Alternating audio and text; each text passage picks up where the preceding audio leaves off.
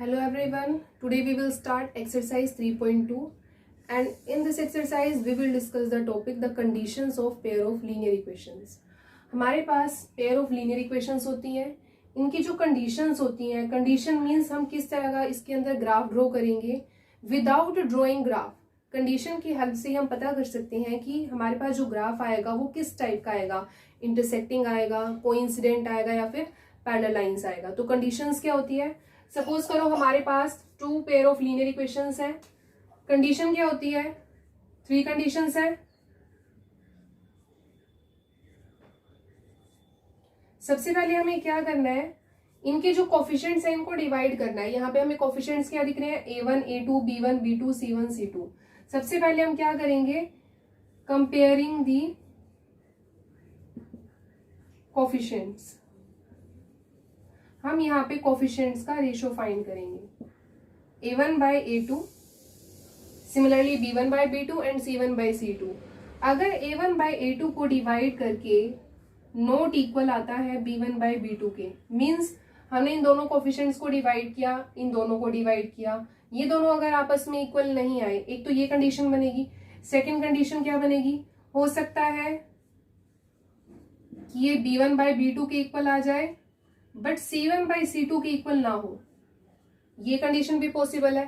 Third condition, A1 by A2 is equal to B1 by B2 is equal to C1 by C2. हो सकता है कि तीनों ratio आपस में इक्वल आ जाए. यहाँ पे मैंने C1 by C2 नहीं लिया है, ऐसा क्यों, क्योंकि अगर ये फर्स्ट ही कोफिशिएंट के इक्वल नहीं है तो आगे हमें चेक नहीं करना चाहे वो इक्वल है या फिर नहीं है. तो फर्स्ट कंडीशन जब ये नॉट इक्वल है, सेकेंड कंडीशन एक रेशो इक्वल है और एक इक्वल नहीं है, थर्ड कंडीशन तीनों ही रेशो आपस में इक्वल है. तो इनको कंपेयर करके हम बता सकते हैं कि किस टाइप का ग्राफ आएगा. तो ग्राफिकल रिप्रेजेंटेशन लिखेंगे, साथ में एल्जेब्रिकल रिप्रेजेंटेशन लिखेंगे. Algebraical representation. अब ग्राफिकल में क्या होगा कि इसका ग्राफ किस तरह से बनेगा, तो जब कंडीशन ये आ जाए कि दोनों इक्वल ना हो, नॉट इक्वल, तो ग्राफ कैसा बनेगा, इंटरसेक्टिंग. देखो हमने ग्राफ ड्रॉ भी नहीं करना पड़ा और कंडीशन से हमें पता चल गया कि ग्राफ हमारा कैसा आएगा, इंटरसेक्टिंग आएगा, इस तरह से क्रॉस की फॉर्म में आएगा. सेकंड, एक इक्वल है एक इक्वल नहीं है, तो ग्राफ हमारा बनेगा parallel line, parallel lines. Third condition, जब तीनों इक्वल है तो ग्राफ हमारा कैसा बनेगा, कोइंसिडेंट. मैं यहाँ पे छोटा सा ग्राफ भी बना देती हूँ ताकि आपको याद रहे कि किस टाइप का ग्राफ था. ये बनेगा इस तरह से इंटरसेक्टिंग. पैरेलल लाइन ग्राफ कैसे बनता है, इस तरह से. और जो कोइंसिडेंट है वो कैसे बनता है, हर एक पॉइंट पे टच करता है. मान लो एक ग्राफ ऐसे आया, सेकंड ग्राफ इसी के ऊपर आएगा और हर एक पॉइंट पे टच करेगा.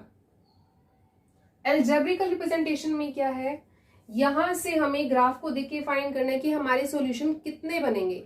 कितने मीन्स एक्स और वाई की वैल्यू को हम सॉल्यूशंस बोलते हैं. एक्स और वाई की कितनी वैल्यूज आएंगी जब ग्राफ इंटरसेक्टिंग बनेगा, तो ग्राफ जितने पॉइंट पे टच करता है उतने ही सॉल्यूशंस बनते हैं. अगर एक पॉइंट पे टच करेगा तो सॉल्यूशन वन होगा, एग्जैक्टली वन सॉल्यूशन, या फिर इसको हम बोलते हैं unique solution.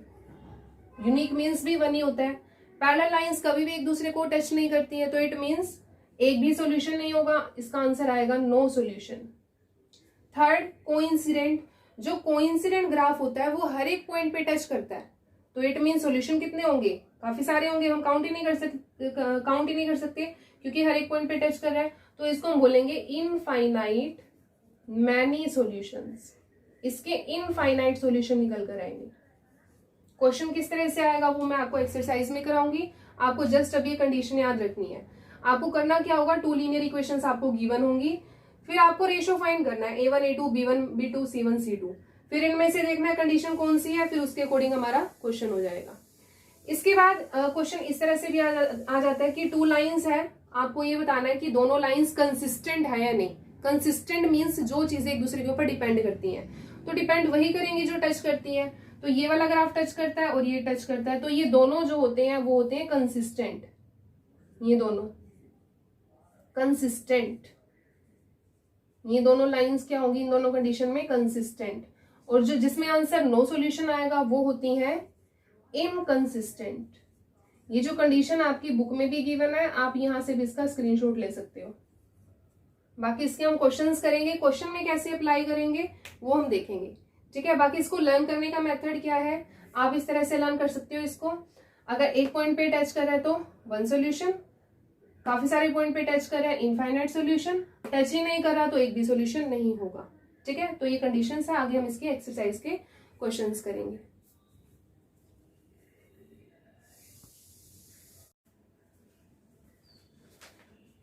Hello everyone, today we will start questions of exercise 3.2।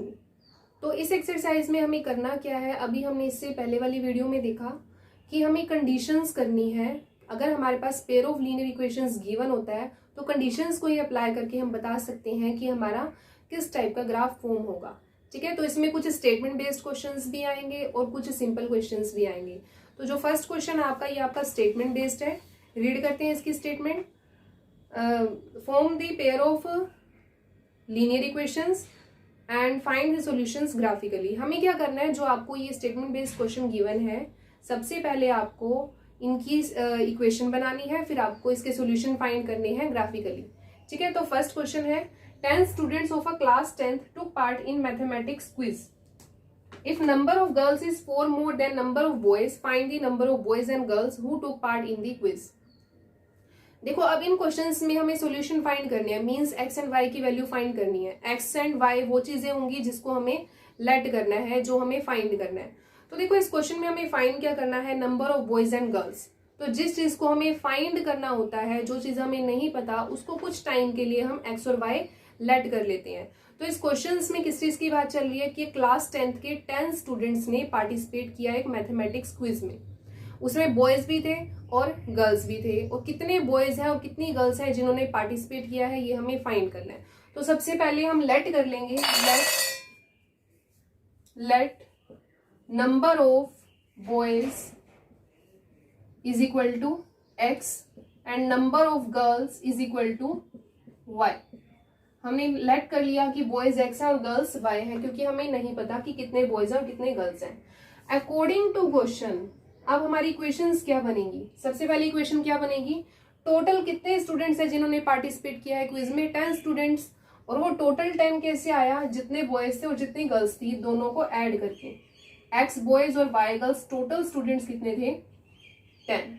Second equation देखो क्या बनेगी, नंबर ऑफ गर्ल्स जो है, number of girls is 4 more than number of boys,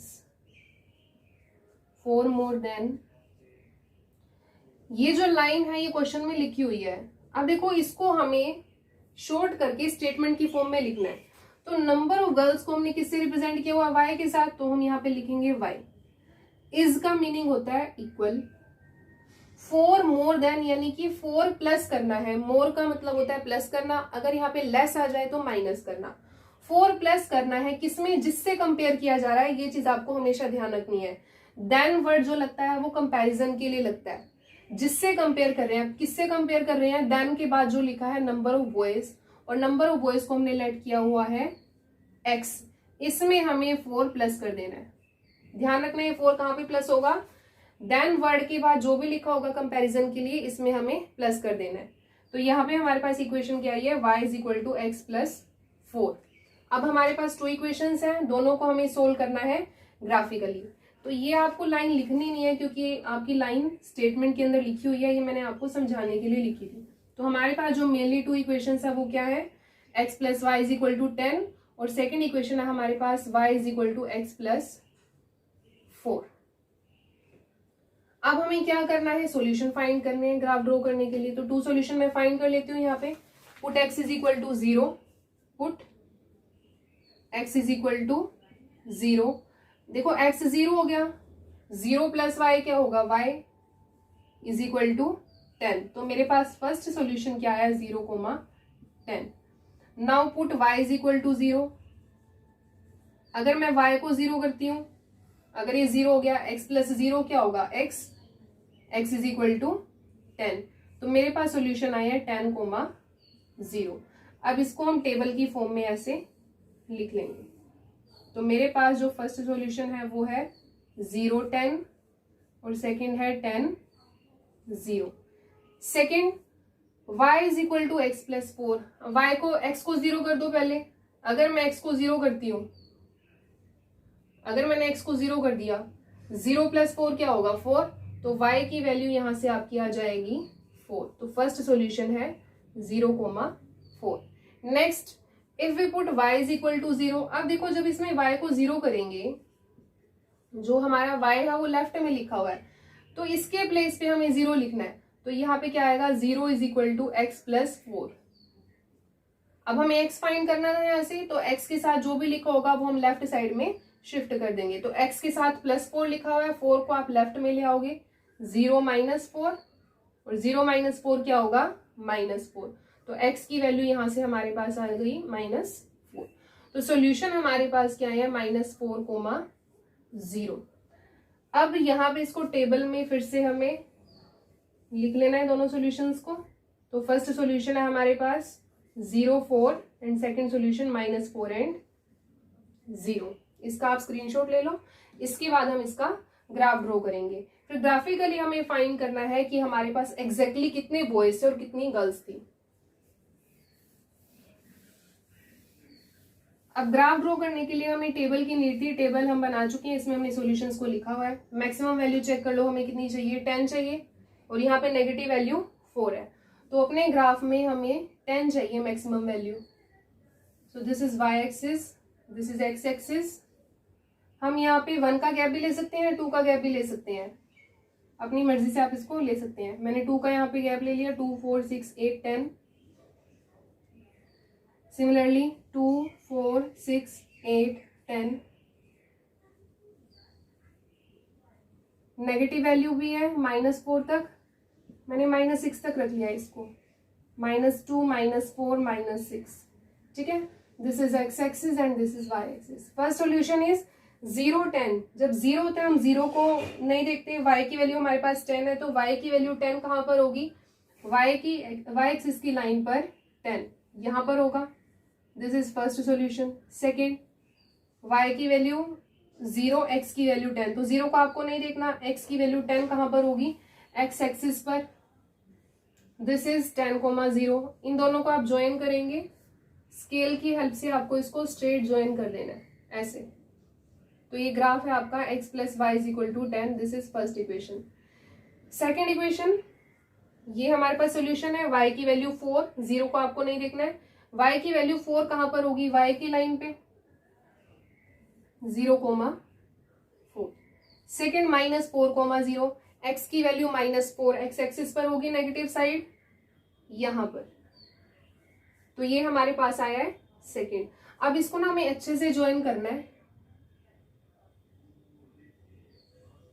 straight इस तरह से।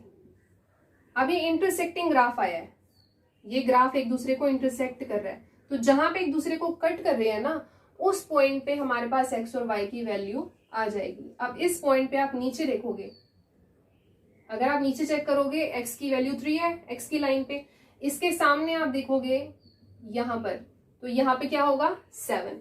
तो जो ये पॉइंट है इसके सॉल्यूशन क्या आएंगे 3 एंड 7। x का पॉइंट आप पहले लिखते हो, y का पॉइंट आप बाद में लिखते हो। तो ये हमारे पास सॉल्यूशन आए हैं। मींस यहां से हमें पता चलेगा कि क्लास में कितने नंबर ऑफ बॉयज हैं और कितने नंबर ऑफ गर्ल्स हैं। तो x हमने किसको लेट किया था, x हमने लेट किया था नंबर ऑफ बॉयज को। तो नंबर ऑफ बॉयज क्लास में कितने हैं 3 और गर्ल्स कितनी है 7। आप अपना आंसर रीचेक भी कर सकते हो। देखो हमारी जो फर्स्ट इक्वेशन थी वो क्या थी, जो टोटल स्टूडेंट्स हैं क्लास में वो कितने हैं 10। आप इन दोनों को ऐड करो, ऐड करके कितना आएगा 10 आएगा। और नंबर ऑफ गर्ल्स बॉयज से 4 ज्यादा थी, ये भी उसमें लिखा हुआ था। तो यहाँ पे चेक कर लो आप, 7 है बॉयज 3 है, तो गर्ल्स कितनी ज्यादा है बॉयज से 4 ज्यादा है। तो इस तरह से हम ग्राफिकली एक्स और वाई की वैल्यू को फाइंड कर सकते हैं।